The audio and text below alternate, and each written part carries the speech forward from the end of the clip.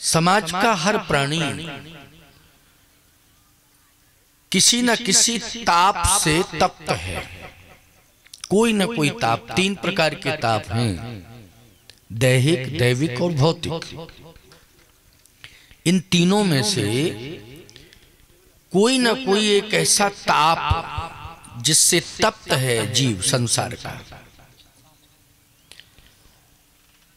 प्रयास तो लोग अपने स्तर से करते हैं कि हम व्याधियों से मुक्ति पाएं, समस्याओं से निजात अर्थात छुटकारा हमें मिले। विवेक का भी प्रयोग करते हैं, बहुत से लोग धन का भी प्रयोग करते हैं, बहुत से लोग अपने प्रभाव का प्रयोग करते हैं, दबाव का भी प्रयोग करते हैं, लेकिन फिर भी समस्याओं से कोई छुटकारा नहीं। समस्याओं का जाल ऐसा है, उसमें व्यक्ति फंसता ही जाता है और ज्यों-ज्यों उम्र बढ़ती है त्यों-त्यों वो समस्याओं के जाल में फंसता है। आप बचपन का अनुभव करें और बचपन का अनुभव करें तो बहुत डिफरेंस है। बोलो है कि नहीं? बचपन में आपके चेहरे पर मुस्कुराहट थी, वो वास्तव में असली मुस्कुराहट थी। और अब बचपन में मुस्कुराहट तो है लेकिन बनावटी मुस्कुराहट है। गलत कह रहा हूं क्या मैं? आप हंस रहे हैं दूसरे को देख के, लेकिन उसमें बनावटीपन है, वो आंतरिक हंसी नहीं है, जिसे मन की हंसी कहते हैं, वो हंसी नहीं है। एक बहिरंग हंसी है, देख करके आप हंस रहे हैं क्योंकि आपका हंसना मजबूरी है। दूसरे के सामने हंसना क्या है? मजबूरी है। ये बचपन में क्यों? इसका मतलब है कि एक जंजाल का जाल, व्याधियों का जाल जो हमने बिछाया है उसमें हम ही फंस रहे हैं। हमने बिछाया था लोगों को फांसने के लिए, इस जंजाल के जाल में दूसरों को फांसें, लेकिन हम स्वयं उसमें फंसते जा रहे हैं। एतावता हमारे अंदर की जो शांति है, आत्म शांति जिसको कहते हैं, वो समाप्त हो चुकी है। ये सुखद सत्संग वो सुख शांति लौटाने के लिए प्रयास कर रहा है। जो पुरानी जो वास्तविक सुख शांति थी वो कैसे आ पावे, उससे हम कैसे जुड़ पावे, इसके लिए सत्संग आज माध्यम बन गया। कौन बन गया? सत्संग माध्यम बन गया। ये सत्संग आपको लगता होगा सुलभ है, लेकिन देव दुर्लभ है। देवताओं से पूछो तो वो कहेंगे ये दुर्लभ है हमारे लिए। देवताओं के लिए ये दुर्लभ है और आपके लिए ये सुलभ हो गया। हो गया कि नहीं? सत्य तो ये है कि जो आपको मानव जीवन मिला है ना, ये बहुत कीमती है। ये साधारणतः नहीं मिला है। अनंत जन्मों के पुण्य जब एकत्रित हुए तो उसके फल स्वरूप हमें ये मानव शरीर मिला है। इसको तुम समझ ही नहीं पा रहे हो, कोई नहीं समझ पा रहा। सब इसको व्यर्थ में गमा रहे हैं और इसको बहुत हल्के में ले रहे हैं, है ना? और गोल्डन चांस पाने की परिकल्पना में खोए हुए हैं कि अब हमारा गोल्डन चांस आने वाला है, आगे आने वाला है, ऐसा करेंगे तो इससे हमारा बहुत गोल्डन चांस बनेगा। गलत सोच है। गोल्डन चांस नहीं आ रहा है, समस्याओं का चांस तैयार कर रहे हो। किसका चांस? समस्याओं का चांस।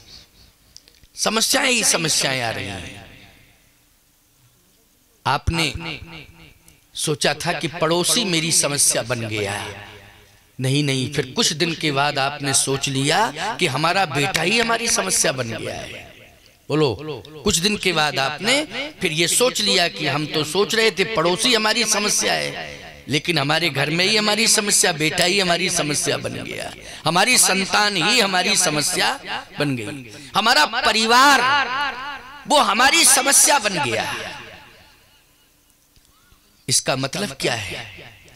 इसका मतलब यह है कि अगर ये समस्याएं आ गई हैं तो इससे मुक्ति पाना, इससे शांति प्राप्त करने के लिए केवल एक उपाय है, वो है सत्संग। क्या है? सत्संग। आप कहोगे महाराज और क्या क्या लाभ है सत्संग से? आपको तो हम बहुत मौका दे रहे हैं, घंटों बोलेंगे, अभी 1 घंटे तो हम कम से कम बोलेंगे ही बोलेंगे, ये मान के चलिए। आप बहुत मौका दे रहा हूं मैं, बहुत समय दे रहा हूं, लेकिन आपके लिए सत्संग कितना कीमती है। अगर आप शास्त्र को, संत को मानते हैं तो आपको ये वाक्य वेद वाक्य है जो मैं कह रहा हूं। कौन सा वाक्य? एक घड़ी आधी घड़ी आधहु में पुण्याध, तुलसी संगत साधु की हरे कोटि अपराध। अब सोचो कितना कीमती सत्संग है ये।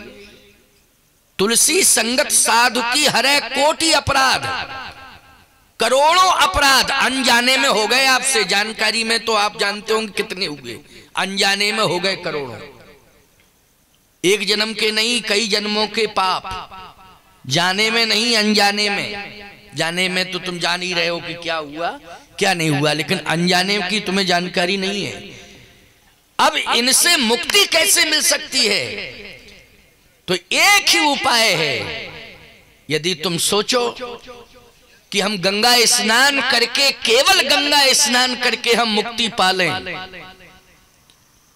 तो मैं एक बात कहना चाहता हूं, गंगा में तो मगरमच्छ भी रहता है, न जाने कितनी मछलियां रहती हैं, न जाने कितने कीट पतंग उसमें जो जल जंतु होते हैं वो निवास करते हैं। वो लोग करते हैं कि नहीं करते हैं? भाई जल के अंदर जो रहने वाले जीव हैं, जहां जल ज्यादा मिलेगा वहां निवास करेंगे वो। तो सबसे ज्यादा नदियों में यदि जल है तो हम लोगों की मान्यता है गंगा जी में, इसलिए है कि जितनी नदियां हैं वो सब गंगा में मिली हैं, और गंगा जी उनको ले जाकर के समुद्र में जगह दिला देती हैं। क्यों भाई, दिला देती कि नहीं? ये गंगा की महिमा है कि जितनी नदियां हैं उन नदियों को समुद्र में पहुंचा देती है गंगा जी। तो आप कल्पना करो, वो न जाने कितने वर्षों से जल जंतु पड़े हुए हैं, लेकिन सत्य तो ये है, भाव की जरूरत है। किसकी जरूरत है? भाव की जरूरत है। और 84 लाख योनियों में, चाहे गंगा हो, चाहे गायत्री हो, चाहे गौ माता हो, चाहे जन्मधात्री माता हो, चाहे गुरुदेव हो, और चाहे जितने भी श्रेष्ठ जन हो, उन सबके प्रति अगर श्रद्धा का भाव 84 लाख योनियों में किसी योनि में है तो वो मानव योनि में है प्यारे। वो आप सबको मिली है मानव। बोलो, मिली है मानव योनि आप सबको कि नहीं मिली? सावधान, गंगा के दर्शन से, गंगे तो दर्शनात् मुक्ति, गंगा के दर्शन से मुक्ति मिलती है, गंगा में स्नान करने से मुक्ति मिलती है। लेकिन सत्य तो यह है कि अगर गंगा जी के प्रति भाव नहीं है तो फिर चाहे जितनी बार स्नान कर लो, कीड़े मकोड़े की तरह माने जाओगे। समझ रहे हो कि नहीं? जैसे मगरमच्छ पड़ा, मछलियां पड़ी हैं, बोलो भाई वो गंगा के प्रति भाव नहीं रखते हैं कि हम कहाँ हैं, कौन जगह है। वो तो कहते हैं हम तो पानी वाली जगह में हैं। लेकिन आप क्या सोचते हो, अगर भाव लेकर के जाओगे कि हम पानी का दर्शन नहीं कर रहे हैं, हम केवल पानी में स्नान नहीं कर रहे हैं, फिर हम तो गंगा जल में स्नान कर रहे हैं जो मुक्ति देने वाला है, और गंगा माता का दर्शन कर रहे हैं, ये भाव केवल आपके अंदर है, मानव योनि में है। इसलिए भाव से आप भव से पार हो रहे हैं। किसके माध्यम से? भाव के माध्यम से आप भव से पार हो रहे हैं। और सत्य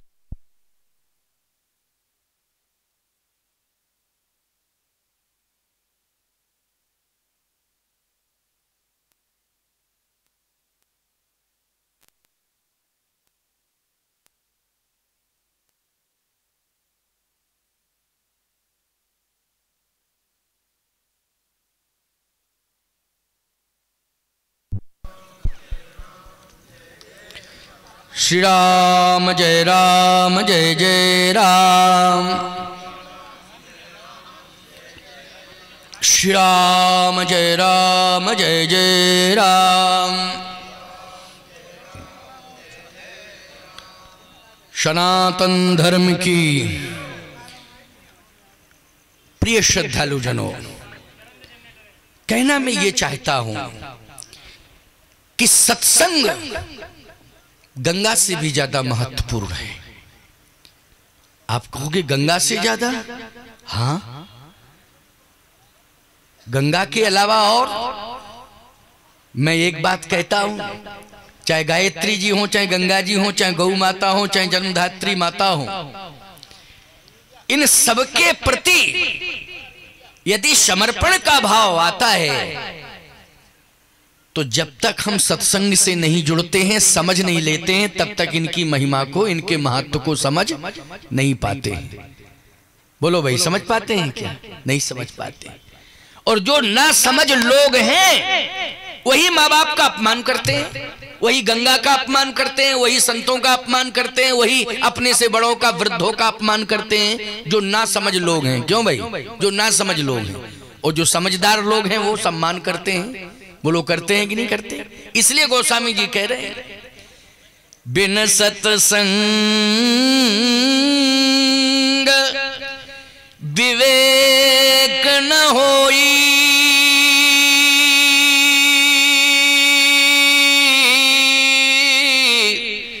राम कृपा बिन सुलभ न सोई। बिना सत्संग के विवेक जागृत नहीं हो सकता। विवेक तो सब में है लेकिन जागृत नहीं है। अच्छा एक बात बताओ, कोई पैदा होता है तो पागल पैदा होता है क्या?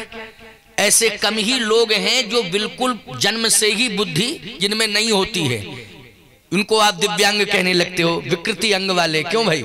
चाहे मन शरीर में विकृति हो, चाहे किसी शरीर में विकृति हो, ये कम, ऐसे कम लोग हैं। बोलो हैं? लेकिन ऐसे बहुत लोग हैं जो विवेक लेकर के आते हैं, लेकिन लेके तो आते हैं लेकिन सम्मान नहीं कर पाते हैं दूसरों का। क्यों? उनका विवेक जागृत नहीं है। उनका विवेक कैसा? जागृत नहीं है। है तो लेकिन जागृत नहीं है। मैं एक बात कहता हूं, ये दीपक रखा है, इसमें घृत पड़ा हुआ है, इसमें बाती पड़ी हुई है, सब कुछ है, लेकिन जब तक ये जागृत नहीं हो जाएगा तब तक हम दीपक नहीं कहेंगे। कहेंगे क्या? बोलो भाई, जब तक इसमें जागृति नहीं आ जाएगी तो क्या ये दीपक महिमा मंडित होगा? बाती भी बनी रहे, घी भी बना रहे, दीपक का आधार भी बना रहे, सब कुछ रहे, लेकिन इसको हम पूर्ण रूपेण दीपक नहीं कहेंगे। एक व्यवस्था कहेंगे कि इसमें अमुक अमुक चीज रखी हुई है, लेकिन दीपक का स्वरूप कब होगा? जब ये प्रज्वलित हो जाएगा। क्यों भाई? जब तक ये प्रज्वलित नहीं होगा तब तक इसकी महिमा नहीं बढ़ेगी, इसका महत्व नहीं बढ़ेगा। जब तक प्रज्वलित नहीं होता है कोई नमन नहीं करता है, न कोई हाथ लगा के माथे से लगाता है। बता दो भाई, इतने लोग बैठे, बुझे हुए दीपक को, शांत दीपक को क्या कोई प्रणाम करता है? बता दो अगर करता हो तो। आप सबने कहा नहीं करता है। लेकिन जब प्रज्वलन हो जाता है तो श्रद्धा अपने आप आ जाती है कि नहीं आ जाती है? आ जाती है कि नहीं? श्रद्धा आ जाती है तो पूरा समाज सम्मान करने के लिए विवश हो जाता है। ऐसे ही समाज का हर प्राणी अगर सत्संग से जुड़ जाएगा तो उसका विवेक जागृत हो जाएगा। जब विवेक जागृत हो जाएगा तो समाज में जहां भी वो जाएगा वो सम्मान प्राप्त करेगा। प्यारे, ये सत्संग की महिमा है। प्रभाव से, दबाव से, कहने से कोई सम्मान नहीं करता है। आपका आचरण, आपका चरित्र, आपका रहन सहन ही समाज को झुका देता है और सम्मान करने के लिए समाज विवश हो जाता है। और ये जो उपलब्धि हो सकती है, ये उपलब्धि धन प्राप्त करने से नहीं होगी कि समाज आपका हर पल हर क्षण देख करके सम्मान करे। ये धन प्राप्त करने से उपलब्धि नहीं हो सकती है, ये कोई राजनीतिक पद प्राप्त करने से उपलब्धि नहीं हो सकती है, ये ऊंची ऊंची हवेलियां बनाने से उपलब्धि नहीं हो सकती है। ये उपलब्धि तब हो सकती है जब आप सत्संग से जुड़ जाएंगे तो विवेक जागृत हो जाएगा, आपका हर पल हर क्षण सम्मान होगा। निश्चित रूप से सम्मान होगा। क्यों? आपके अंदर दूसरों को सम्मान देने की भावना जागृत हो जाएगी। बोलो हो जाएगी कि नहीं? जब दूसरों के प्रति सम्मान देने की भावना जागृत हो जाएगी, क्योंकि जब धन आ जाता है तो याद रखना वो धन विवेकहीनता के कारण दूसरे के अपमान के लिए प्रेरित करता है, दूसरे के सम्मान के लिए वो प्रेरित नहीं करता है। क्यों? विवेकहीनता के कारण वो धन क्या कह रहा है? अपमान करो, पैसा बहुत है, इसको सिखाओ, सबक सिखाओ जरा, क्योंकि पैसा बहुत है। और अगर विवेक जागृत है तो वो धन आपको दूसरे के अपमान के लिए विवश नहीं कर पाएगा।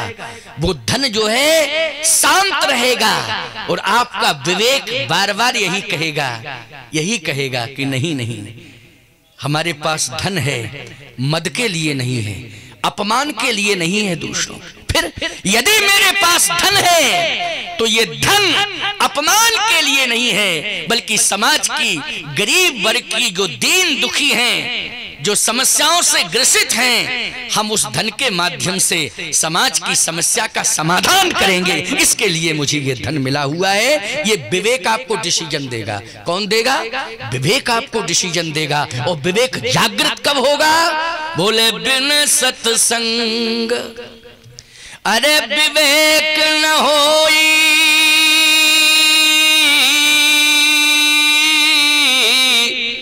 और राम कृपा बिन सुलभ न सोई। अच्छा, यूं ही कह सकते हो, राम की कृपा ही राम की कथा है, राम की कथा ही राम की कृपा है। यद्यपि लिखा तो यह है कि राम कृपा बिन सुलभ न सोई। ऐसा भी कह सकते हो कि राम कथा बिन सुलभ न सोई। बिना राम की कथा के ये सुलभ नहीं हो सकता है, इसलिए आपको ये स्वर्णिम अवसर मिला है। ये कॉलोनी आज स्वर्णिम काल की कॉलोनी हो गई है। स्वर्णिम काल आ गया है इस कॉलोनी में। क्या नाम है कॉलोनी का? एशिया। एशिया। इधर आओ, इधर आओ, लिख के दो। कोई एसी कोई केसी, क्या कह रहा है? दीक्षा केसीआर, दीक्षा केसीआर टाउन। ये कॉलोनी का आज स्वर्णिम काल आया है। मैं बिल्कुल दावे के साथ कह रहा हूं। आपका राजस्व रिकॉर्ड में क्या है, भौगोलिक दृष्टि से क्या है, हमें इससे मतलब नहीं है। मैं आध्यात्मिक दृष्टि से बोल रहा हूं। और ये जो दृष्टिकोण है मेरा, ये शास्त्र सम्मत है। इसलिए आज ये टाउन आपका, इसका नाम दीक्षा शब्द जुड़ा हुआ है। कितना महत्वपूर्ण नाम है, बोलो भाई। दीक्षा।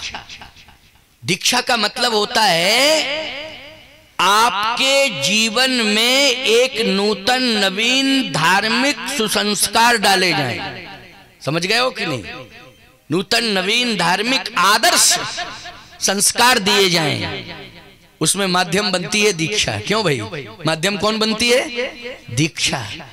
इसलिए आज वास्तव में अभी तक ये दीक्षा केवल सरकारी रिकॉर्ड में रिकॉर्डेड रही, लेकिन अब ये दीक्षा टाउन जो है आज से आध्यात्मिक रिकॉर्ड में रिकॉर्डेड हो गया है।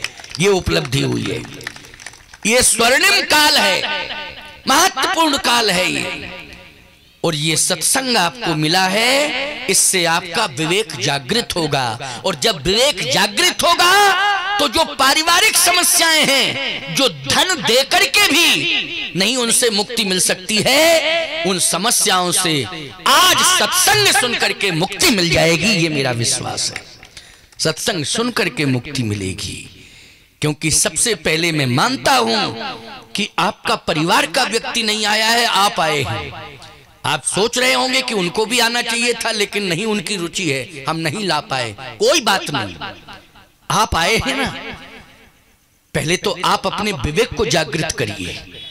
जब आपका विवेक जागृत हो जाएगा तो निश्चित रूप से जो समस्या पैदा होगी आप ही हल करने में सक्षम और सामर्थ्यवान बन जाएंगे। जब आप स्वयं समस्या के हल करने में सक्षम और सामर्थ्यवान बनेंगे तो निश्चित रूप से उनको विचार करना पड़ेगा कि ऐसा विवेक तो इनके अंदर था नहीं, आया कैसे। आया कैसे? जब इसकी खोज करेंगे कैसे आया तो उन्हें पता लगेगा सत्संग से आया है। अब